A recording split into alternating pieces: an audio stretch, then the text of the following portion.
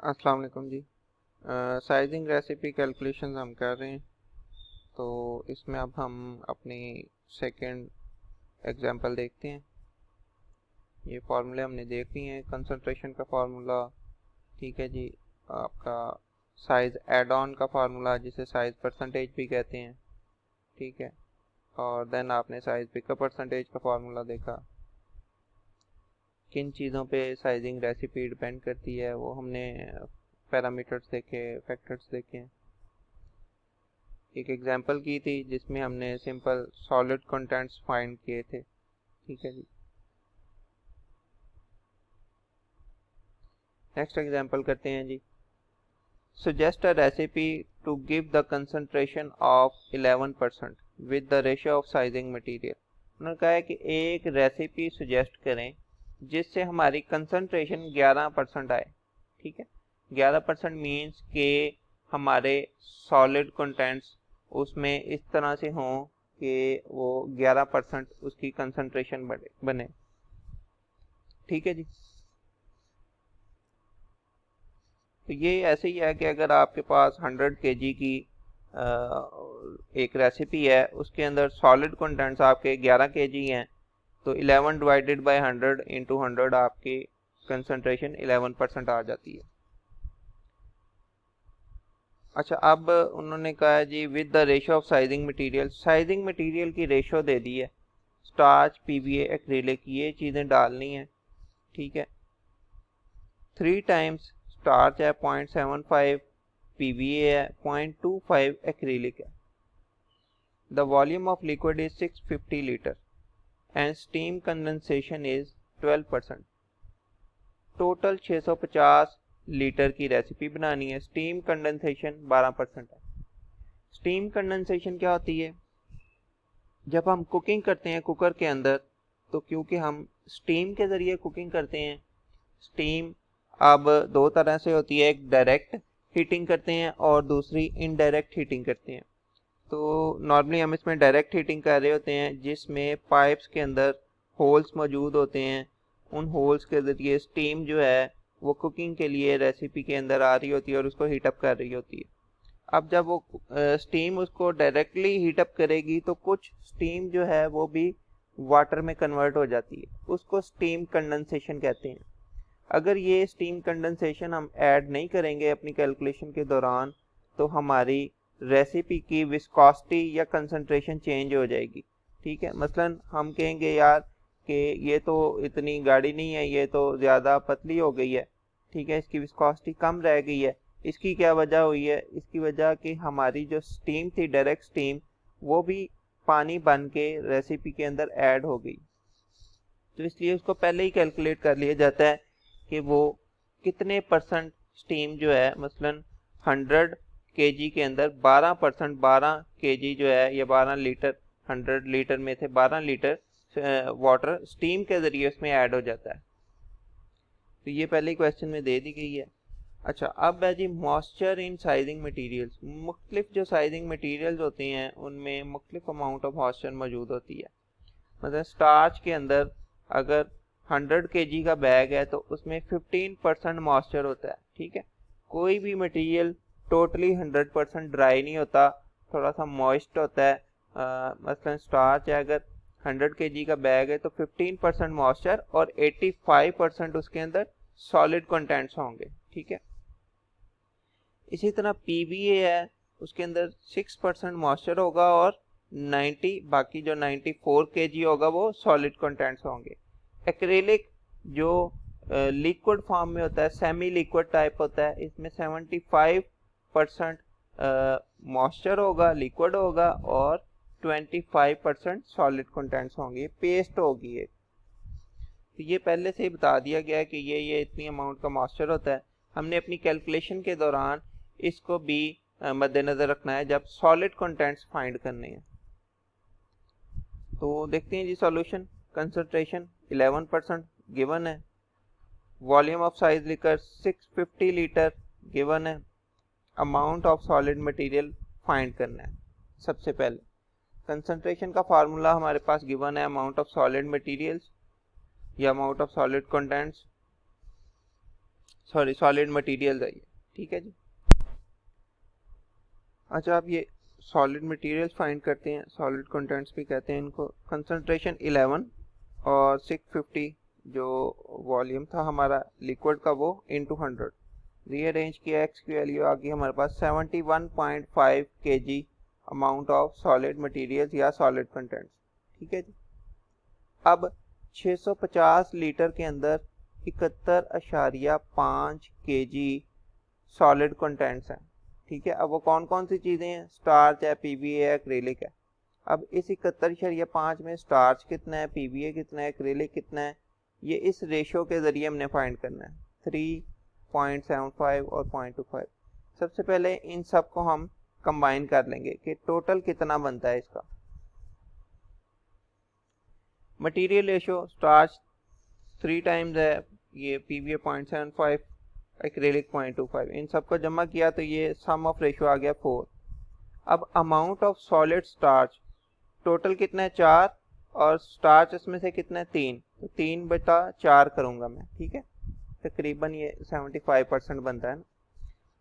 Amount of solid starch कितनी आएगी 3/4 into 71.5। अब 71.5 क्या है, अभी हमने कैलकुलेट किया है अमाउंट ऑफ सॉलिड कंटेंट्स। जैसे मैंने बताया था ये अमाउंट ऑफ सॉलिड मटेरियल्स हैं 71.5 kg। इसमें स्टार्च कितना है वो हमने उस रेशो के जरिए फाइंड करना है, 3/4 वाली।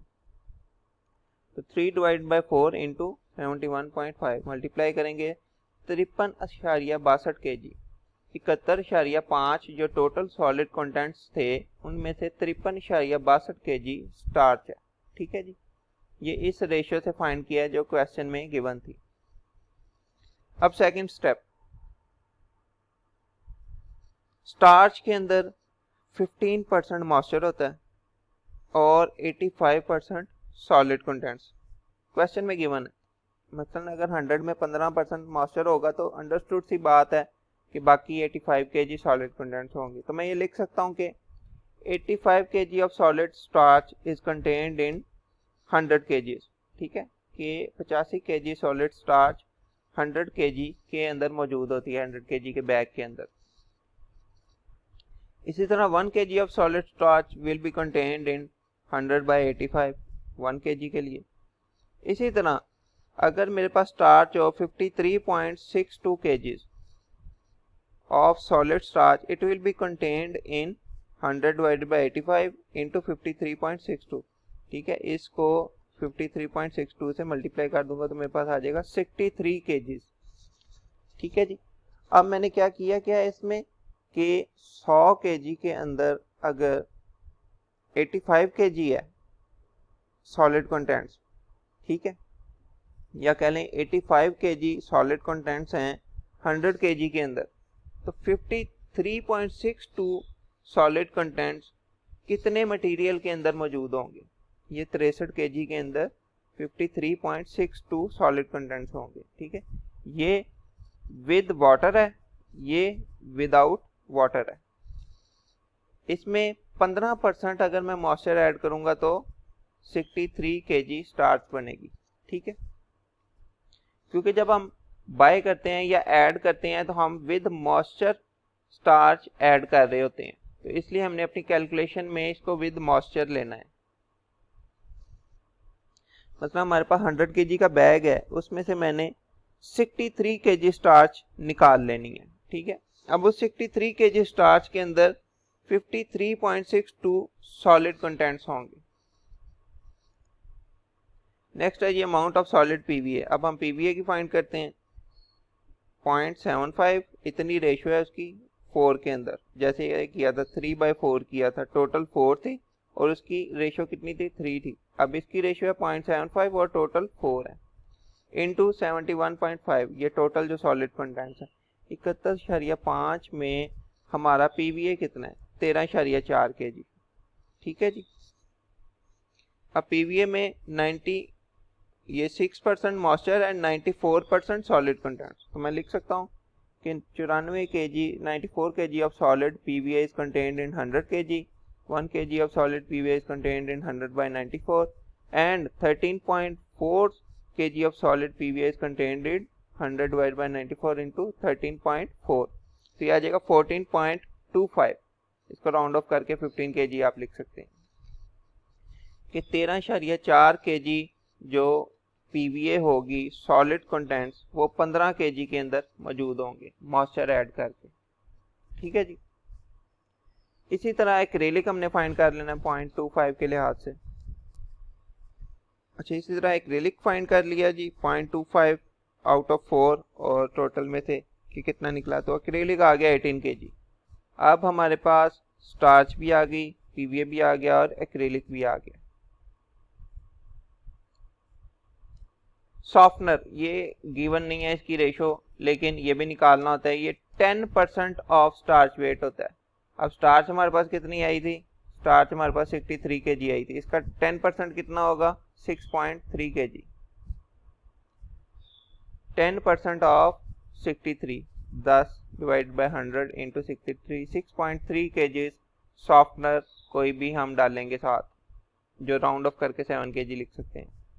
अच्छा, अब साइज मटेरियल रिक्वायर्ड, जितना भी साइज मटेरियल हमें चाहिए वो हम जमा कर लेंगे। 63 starch, 15 PVA, 18 acrylic plus 7 softener, ये 103 kg साइज मटेरियल आ जाएगा हमारे पास।